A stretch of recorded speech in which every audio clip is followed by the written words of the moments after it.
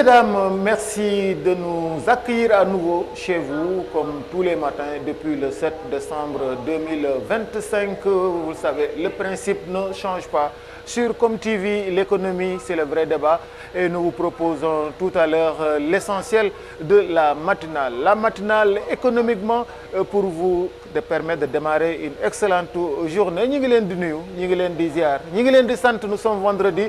Vous savez, moi, le dernier jour de la semaine, à ComTV, depuis le CICES, Centre international de commerce extérieur du Sénégal, de Amal, 33e édition de la FIDAC. Une occasion pour les acteurs du développement. C'est ce qui construisent, c'est ce qui bâtissent le Sénégal de l'économie, le Sénégal de développement, le Sénégal de l'émergence se donne rendez-vous à travers des rencontres, des B2B, oui, des B2C également, mais également l'exposition, la vente, la visibilité du Made in Sénégal. La réflexion est au rendez-vous, vous savez, pendant 3 jours, des scientifiques, des chercheurs, mais également d'autres universitaires se sont rencontrés ici au CICES dans le cadre de l'animation scientifique qui a porté pour l'essentiel sur la territorialisation sur la transformation des territoriales et le développement, bien sûr, inclusif. Alors, nous allons vous proposer dans ce que suit, comme vous le savez tous les jours, l'actualité. Une actualité qui est marquée ici au niveau du CICES par la visite ce vendredi de M. le ministre de l'Emploi et de la formation professionnelle, M. Ndiack Sarré, qui est attendu d'un moment à l'autre ici au CICES. C'est après ce qui suit. Messieurs, dames, bienvenue.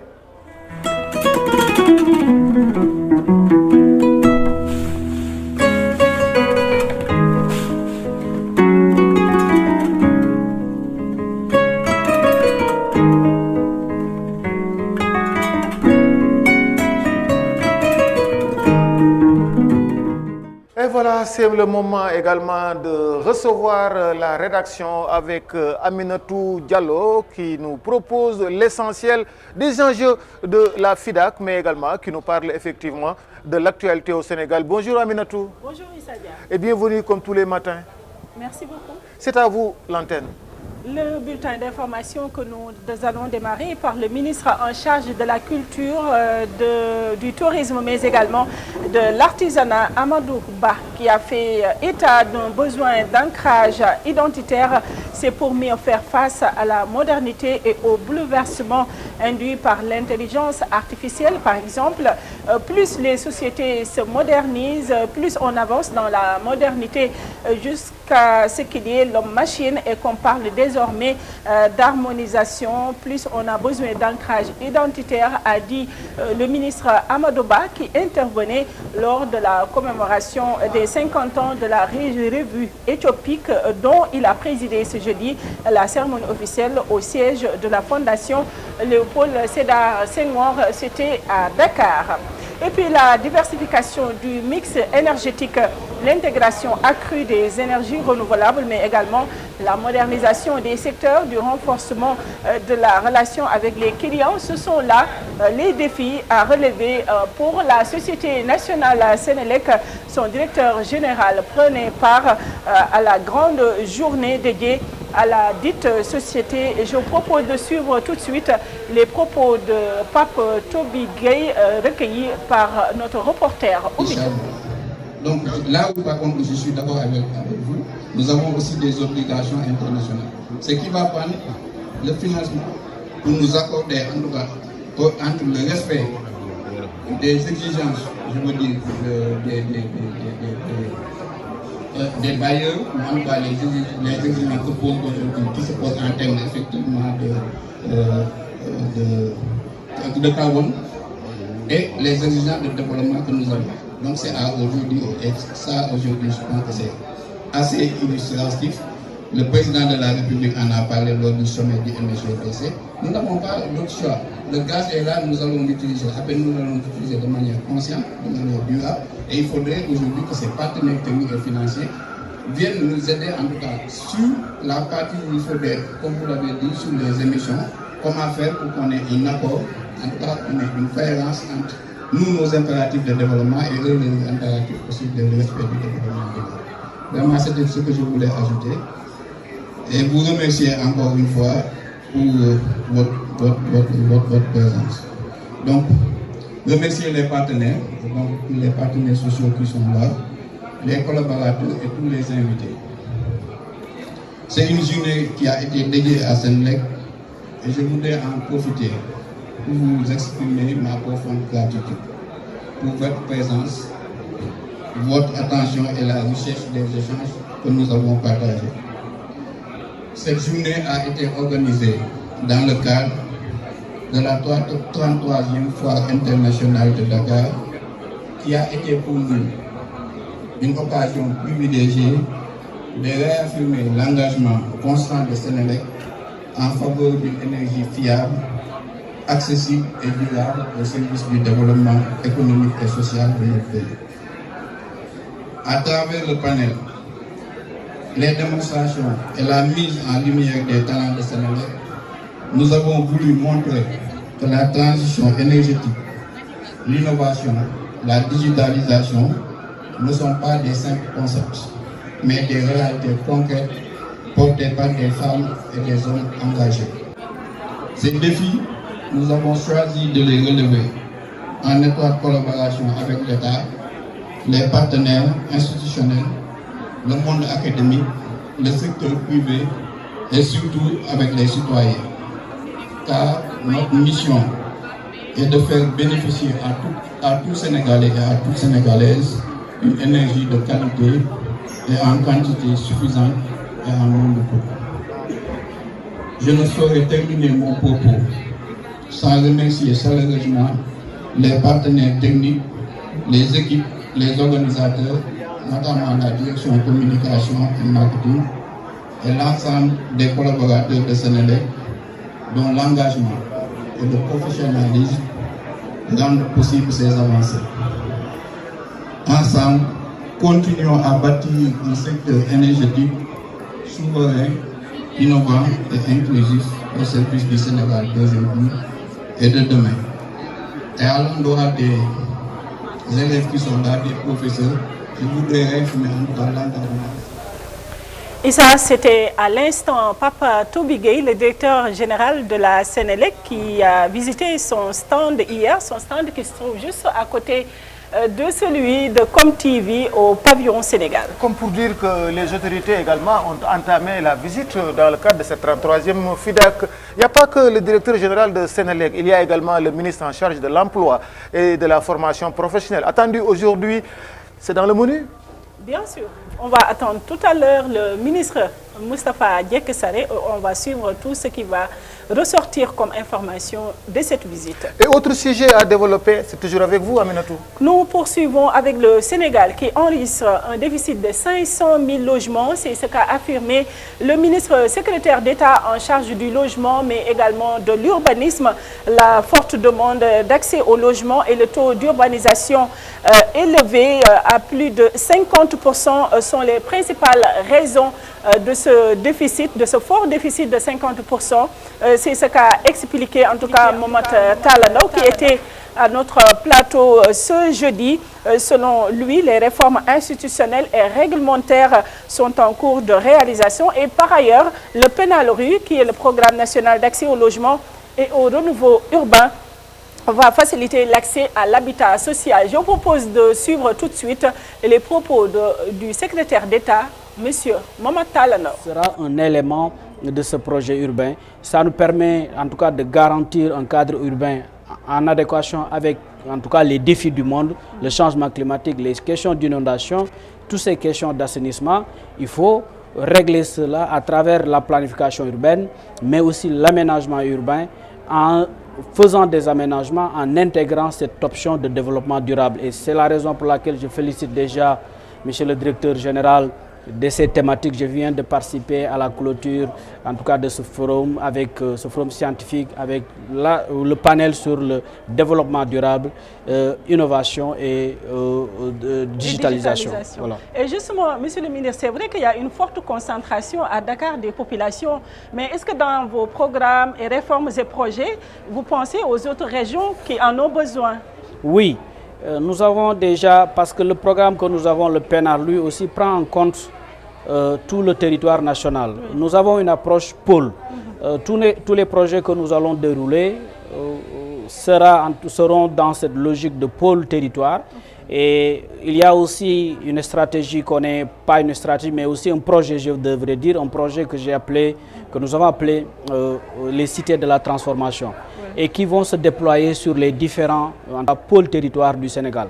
Dans chaque pôle, on aura au minimum une cité, et cette cité-là, ça va être des cités qui vont être aménagées dans le respect des normes d'urbanisation, mais aussi des meilleurs standards en termes de respect des principes de développement durable.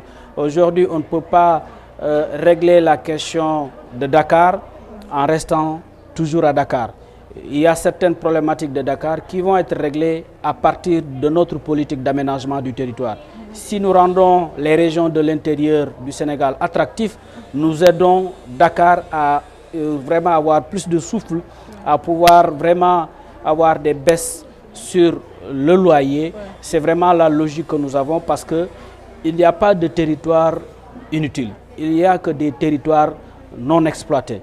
Et la logique de M. le Président de la République et du Premier ministre, c'est de faire en sorte que toute notre politique tourne autour de l'aménagement du territoire, de valorisation des territoires sur le plan économique, sur le plan de l'aménagement du territoire. Et l'aménagement constitue la porte d'entrée, le cadrage en tout cas, et des orientations sur le plan politique. C'est pour cela que nous avons bien en tout cas apprécié le choix des thèmes qui ont été complètement connectés et alignés à l'agenda national de transformation. Information du jour, ce sont les membres des institutions de recherche, des producteurs, des transformateurs et des structures spécialisées dans le transfert de technologies et innovations qui ont pris part à l'atelier de consultation des parties prenantes. C'est pour l'identification des technologies et innovations à diffuser permettant la mise en œuvre des politiques de sécurité et de souveraineté alimentaire.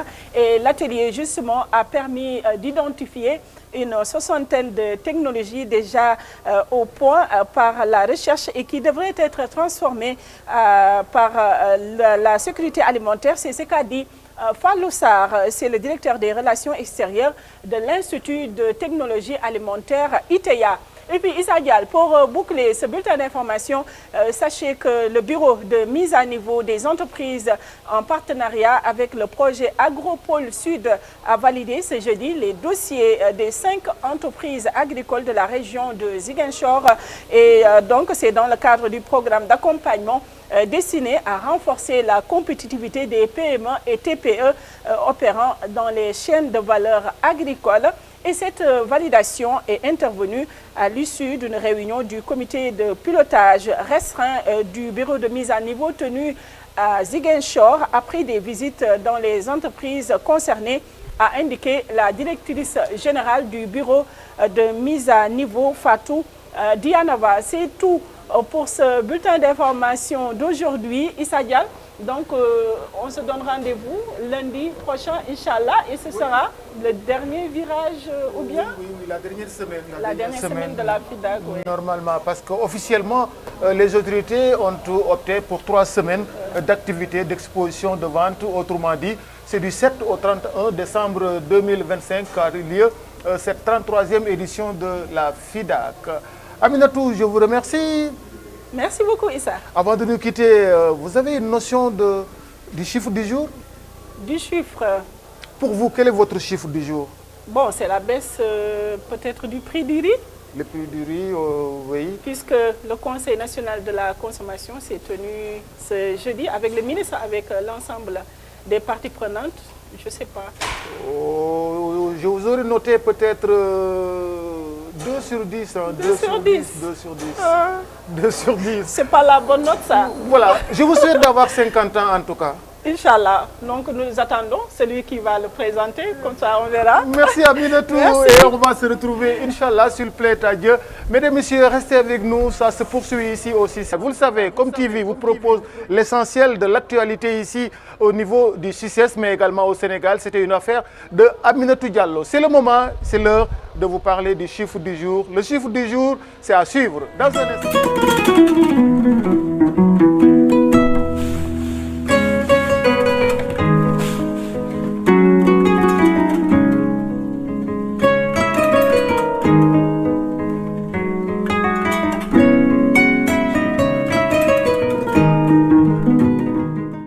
proposons le chiffre du jour, une affaire signée Oumi Diop. Oumi, bonjour. Bonjour Issa. Et comment ça se passe ce matin? Ça va, en forme. Je disais tout à l'heure qu'on va déchiffrer ou on va essayer de comprendre le chiffre 50. 50, c'est un nombre d'années, 50, c'est de l'indépendance. De quoi s'agit-il exactement 50? Ça m'aurait fait plaisir d'annoncer que 50, c'est le nombre d'années de Issa. Mais aujourd'hui, 50, c'est 50 francs CFA, Issa. 50 francs CFA? Oui. Ah voilà, 50 francs CFA pour dire quoi? Il s'agit du montant un peu de la baisse supplémentaire sur le prix du kilogramme du riz importé. Cette nouvelle mesure qui a été d'ailleurs annoncée Issa est actée ce mois-ci lors d'une réunion du Conseil national de la consommation. Donc le prix de ce riz qui était fixé à 350 francs CFA est désormais passé à 300 francs. Mais cette mesure-là va entrer en vigueur une fois actée par le chef de l'État d'ici la fin de l'année. Mais également, selon le ministre de l'Industrie et également du Commerce, qui a annoncé cette future baisse aussi sur le prix du riz, qui aura aussi un impact financier de 70 milliards de francs CFA. Dr Serigne Gueye Diop l'a annoncé en marge de la séance plénière pour l'examen du budget de son département à l'Assemblée nationale. Selon aussi l'autorité Issa, cette mesure vise à soutenir davantage les ménages dans un contexte marqué par la hausse du coût de la vie et la dépendance du pays aux importations qui représentent 200 milliards de francs CFA. Et Issa, retenez bien que c'est rien que pour le riz. Les importations du riz qui représentent 200 milliards de francs CFA. À rappeler qu'au mois d'avril, le prix du riz brisé ordinaire est passé de 410 à 350, mais également au mois de novembre, le prix du riz local, à savoir le riz blanc, a été fixé à 350 francs CFA pour favoriser un peu la consommation locale. Pour soutenir ces baisses successives, Issa, l'État prévoit un effort financier de 70 milliards de francs CFA afin de stabiliser les pouvoirs d'achat des ménages. Issa, c'est tout ce qu'on pouvait retenir sur ce chiffre du jour-là, à savoir le chiffre 50. Le chiffre du jour, le chiffre 50 pour ce matin, 50 francs, comme pour dire merci de nous rejoindre, merci de vous asseoir. Merci. Voilà, du café.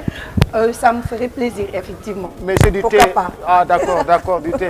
Ce matin, vous savez, sur les plateaux de ComTV, c'est cela, c'est la teranga sénégalaise. Vous savez, cette valeur également fait partie de ce qu'on peut appeler le Made in Sénégal. Vous savez, le Sénégal a ses spécificités. Oumi Diop, vous avez parlé de 50 francs. 50 francs, vous dites avec le thé, désolé. Pardon? J'étais avec le thé. J'étais avec... Ça a un goût exquis.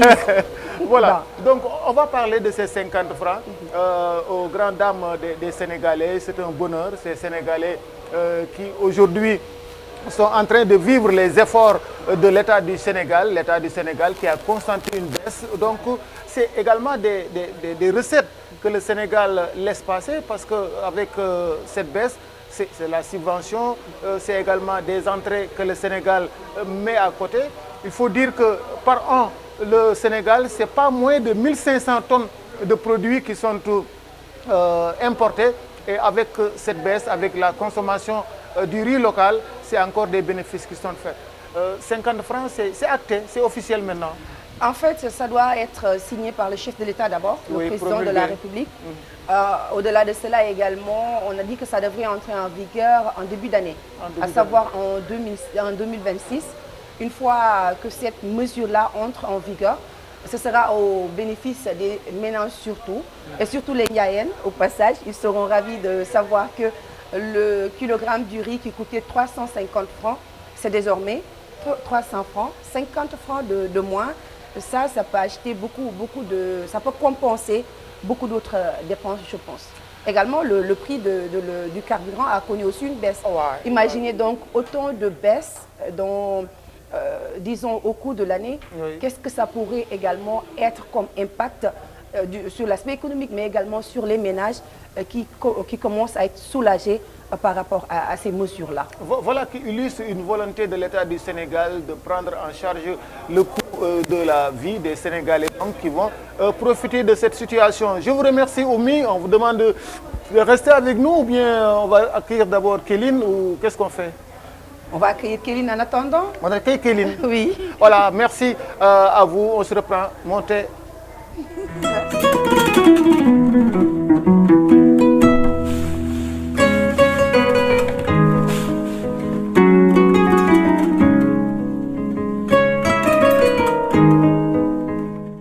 La suite de la matinale, j'allais dire matinalement vôtre, économiquement vôtre, vous le savez, l'économie, le vrai débat. Et ça se passe sur la première chaîne d'information exclusivement économique comme TV, déployant ses médias ici au niveau du CICES. C'est la 33e édition de la FIDAC qui va se poursuivre jusqu'au 31 décembre 2025.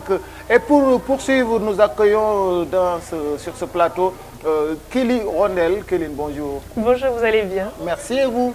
Ça va toujours, merci. Mais dites-nous, le noir, vous avez choisi du noir ce matin? Oui, j'ai choisi du noir.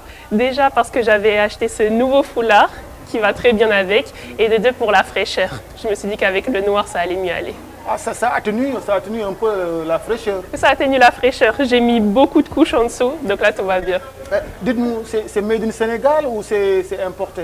Tout est made in Sénégal, que ce soit au niveau du tissu, on a fait sur mesure au niveau de la longueur, ou que ce soit le foulard que j'ai acheté d'ailleurs à la FIDAC. Est-ce que c'est un message qui est lancé à l'endroit des consommateurs sénégalais pour dire que le consommer local devient une réalité ici à Dakar? Oui, c'est très important de consommer local parce que bien sûr on peut avoir l'exportation, etc. Mais même au niveau rapport qualité-prix, ce qui va être le mieux, c'est le Made in Sénégal. Et bien sûr, ça met en avant aussi les exposants, ça met en avant les agriculteurs, les personnes qui cousent à la main. Tout est important. On l'a dit tantôt, le ministère de l'Industrie et du Commerce qui a pris une mesure courageuse, il faut le dire, baisser le coût, le prix du kilogramme de riz de 50 francs, c'est important. Également qui fait tout pour justement le consommer local. Produire localement, consommer localement, voici également un pilier essentiel à la croissance économique, essentiel pour construire le Sénégal. Vous vous occupez de Made in Sénégal, vous êtes à la charge de la communication dans ce département Made in Sénégal Center. Pourquoi votre présence ici au niveau du CICES?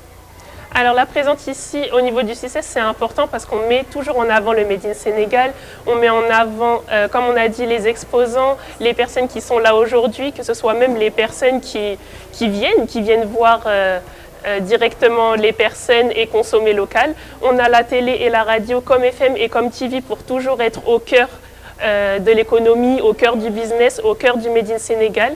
Et on a également nos réseaux sociaux Made in Sénégal Center. Donc vous pouvez nous retrouver sur X, sur LinkedIn, sur Instagram et vous allez suivre notre actualité. Alors, on va parler de la cible. Quelle est la cible? Est-ce qu'il y a une cible que vous visez carrément en venant ici au CICES ou c'est l'ensemble des acteurs du développement économique du Sénégal? Cela dépend des réseaux sociaux. On va partir par exemple sur TikTok. Sur TikTok, on vise vraiment une cible jeune et qui a un fort impact aussi, que ce soit socialement, économiquement. Parler aussi du Sénégal, de l'économie, de l'avenir, du Made in Sénégal consommé local. Et après, sur les autres réseaux, ça va vraiment parler à tout le monde. Que ce soit aux femmes, aux hommes, aux Sénégalais. Montrer l'importance du Made in Sénégal, du consommé local et aussi montrer l'évolution. J'aimerais bien faire de vous l'invité de cette matinale, mais le temps qui nous est imparti également est décompté. Simplement nous dire pour les entreprises, les entrepreneurs, oui. Quelle est l'importance justement de s'approcher de Made in Sénégal Center?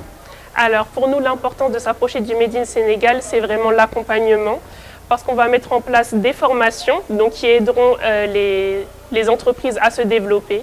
Donc par rapport à l'entrepreneuriat, on aura des formations sur comment entreprendre, des formations sur comment vendre, mettre en avant les produits, le consommer local. Et on aura également une école e-trade Academy et Senfintech Academy qui permettront d'augmenter les compétences, les soft skills et les hard skills pour pareil mettre en avant le Made in Sénégal et le mettre en avant au Sénégal mais aussi mondialement.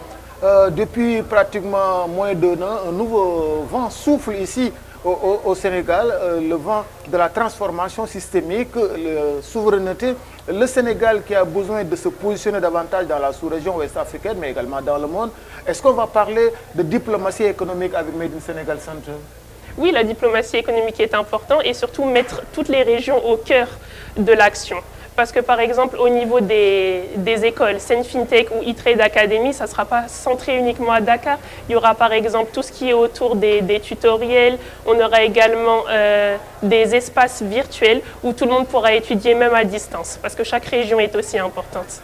Chaque région est aussi importante. C'est d'ailleurs la thématique centrale de cette 33e édition. On parle de transformation territoriale et de développement inclusif. Le message du jour? Le message du jour, toujours être bien portant, toujours être en bonne santé et toujours consommer Made in Sénégal. L'économie? Le vrai débat. L'économie, le vrai débat, c'est vrai. Et ça se passe toujours sur Com TV. Mesdames, Messieurs, restez avec nous. La surprise, c'est après ceci parce que nous allons parler de jeux concours.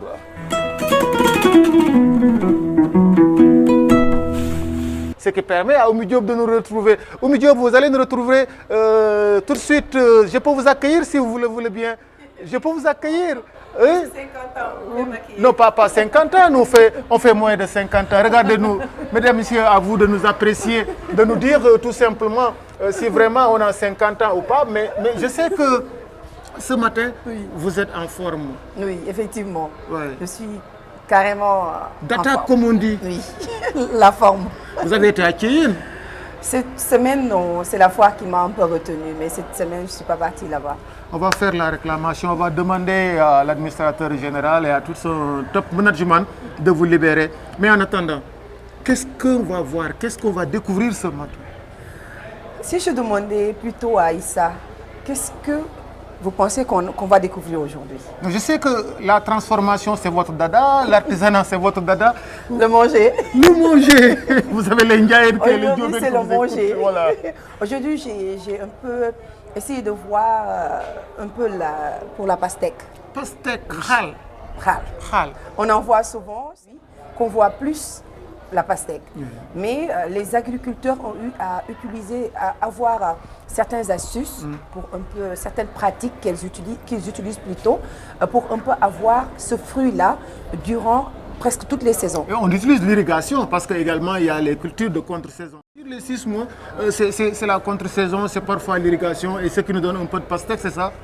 La pastèque qui est d'ailleurs présente également à la FIDA cette année, on peut en procurer. Parlez-nous-en, parlez-nous de la pastèque. Il y a des exposants qui ont amené la pastèque cette année.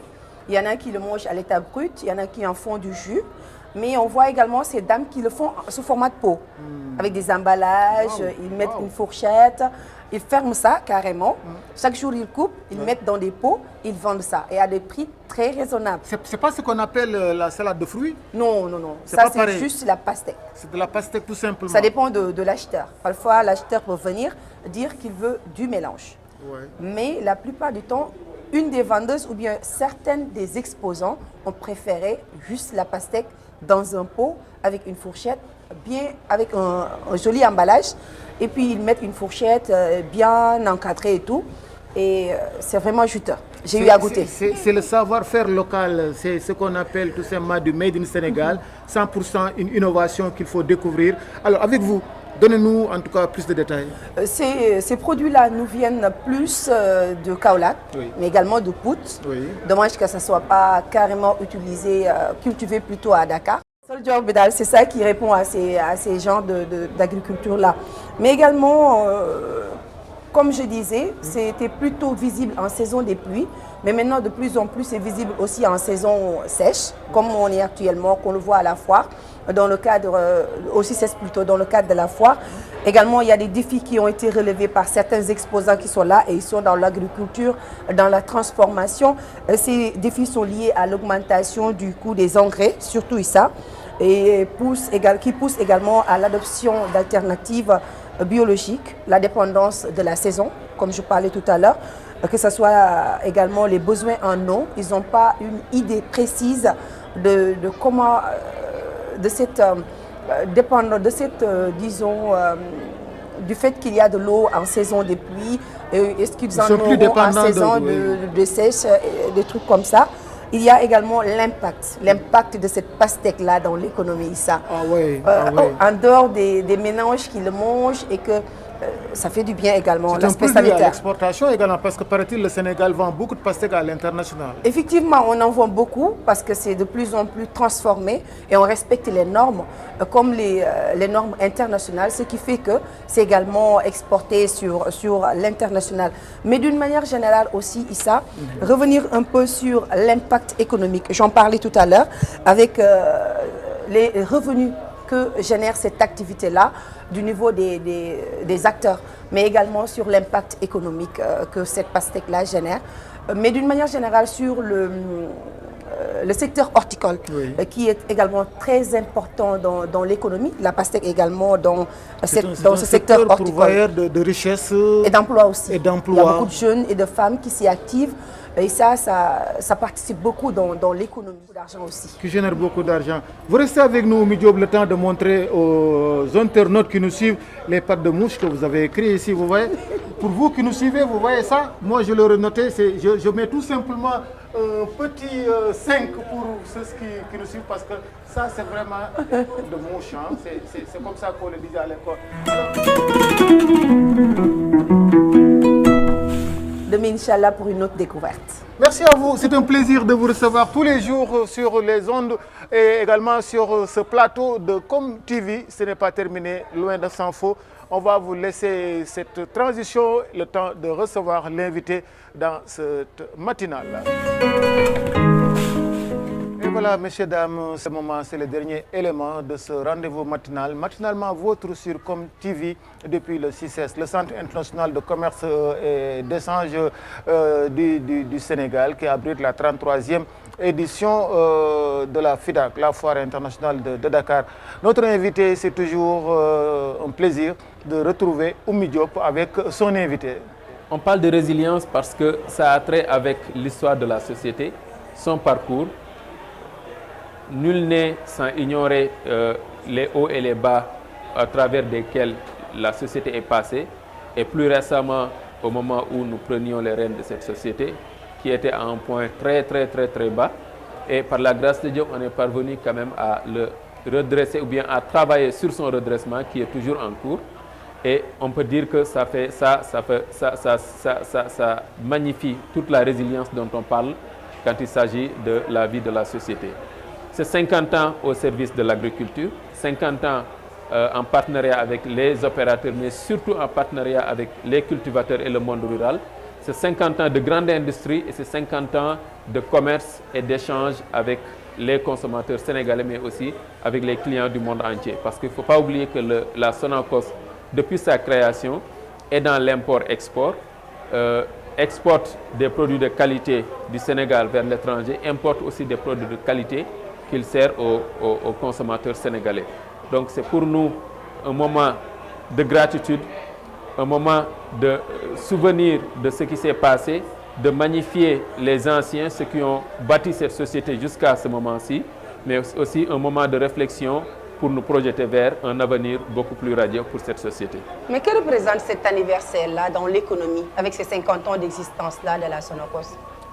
Écoutez, les 50 ans ont, je vais dire heureusement, coïncidé à un moment où la société se redresse, se projette, mais surtout bénéficie de l'accompagnement de l'État qui est l'actionnaire majoritaire, de l'accompagnement aussi du gouvernement, avec un engagement du gouvernement cette année à nous accompagner pour le renouvellement de l'infrastructure industrielle, mais aussi à asseoir notre présence commerciale, mais aussi, surtout aussi à accompagner davantage les paysans et le monde rural comme il l'a toujours fait. D'accord. Le début de la campagne de commercialisation de l'arachide, on en est à son début. Qu'en est-il exactement? Qu'est-ce que vous attendez concrètement de cette campagne-là, en termes de production, en termes de graines collectées et autres? Cette campagne est pour nous une campagne de confirmation de nos capacités et de notre potentiel par rapport à ce que nous avons réalisé l'année dernière. Si vous vous rappelez, l'année dernière, nous sommes arrivés, il y avait l'année précédente un volume de 12 000 tonnes. On a pu collecter un volume record de 155 000 tonnes et plus. Donc, c'est pour nous une façon pour cette année de reconfirmer notre capacité à faire encore mieux et encore plus. Nous avons un objectif qui se situe entre 200 et 250 000 tonnes pour cette année. Nous remercions aussi les producteurs qui se sont vraiment engagés pour produire beaucoup plus que ce qu'ils avaient produit l'année dernière.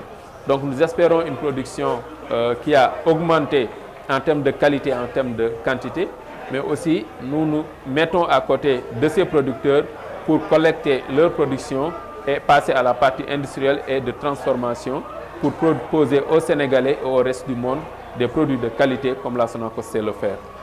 Et qu'en est-il des perspectives pour cette société-là? Les perspectives, je pense, sont très prometteuses.